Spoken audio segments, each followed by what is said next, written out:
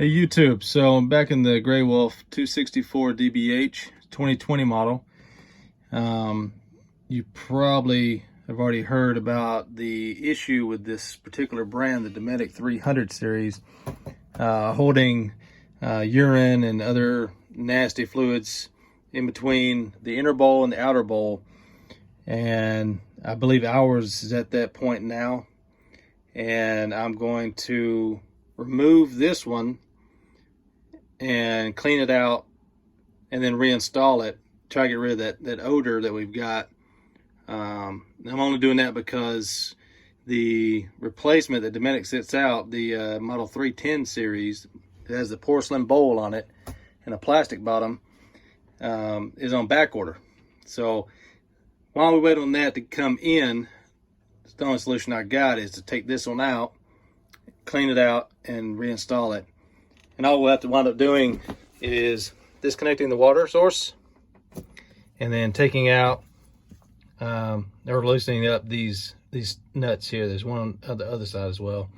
So we'll take those nuts off and then take the whole thing up, take it outside, dump it out, clean it out, and reinstall it and see what it's like. All right, stay tuned. All right, so we're going to start by disconnecting the water source. Any kind of vice grips, channel locks, large wrench, anything like that. Just take it and start loosening it off. Try to take note of how tight it was when you started to loosen it. You don't over tighten all this plastic here. It'll strip it out, bust it off, make for a bad day. Also, you want to start making sure before you take it completely off, get your little bucket or something here so you can slide that in there after you disconnect it, just in case there's any runoff or anything like that. You want to try to catch that as much as possible.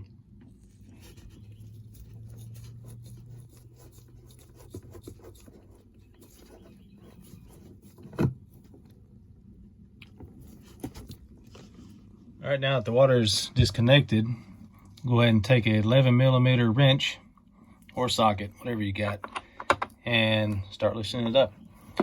Again, these are going to be all plastic here, so just be mindful of how tight you start to crank back on it when you put it back together.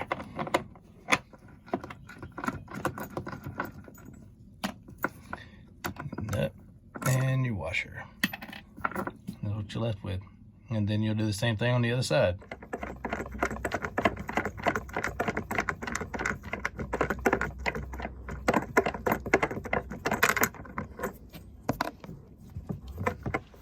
And now that's all unhooked, you can just simply lift it up off the foundation. Just like that. Just that easy. 2 bolts, one there, one there. All right, let's get this thing emptied out clean.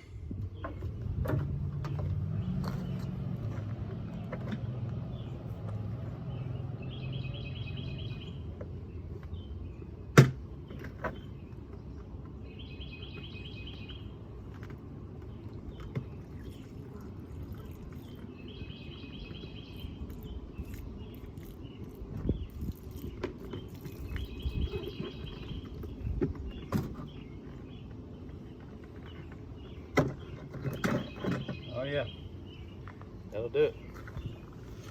Now that it's been dumped out, all the nasty waste, which is there, I'm going to take some water, pour it in it, wash it around a little bit, and then get some cleaner and clean it all down.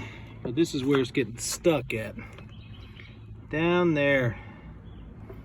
I don't know if you can see that or not, but inside that inner bowl there. In between the inner and the outer bowl. This collects right down in there. Yep. Dometic 300 series. Alright, so now it's nice and clean and sanitized. We're just going to reverse our steps, take the toilet, put it back on the bolts, tighten them down, reconnect our water supply, and then good to go. There you go. All installed. Very sturdy again, nice and clean. and we don't have to worry about the nasty fillage overflow area there for a little while. Hopefully the new replacement Dometic 310 series will get here soon, and I'll just go ahead and swap it all out once again for good. One final note I do want to mention here, I didn't mention that it's all plastic here, so when we start to tighten these back down, I believe the manual requests that you do between 30 and 40 foot-pounds of pressure when you tighten these down. If you don't have a torque wrench, that's kind of what I was saying before, was kind of take notice of how tight these were when you began to take them off, and kind of tighten them back down to that same kind of secureness right there. And then you're ready to go. There it is, the Dometic 300 series all plastic toilet with a nasty sludge buildup between the inner bowl and the outer bowl. How to take it out and just reverse your steps and replace it, and you're good to go until your replacement comes in. All right, see you.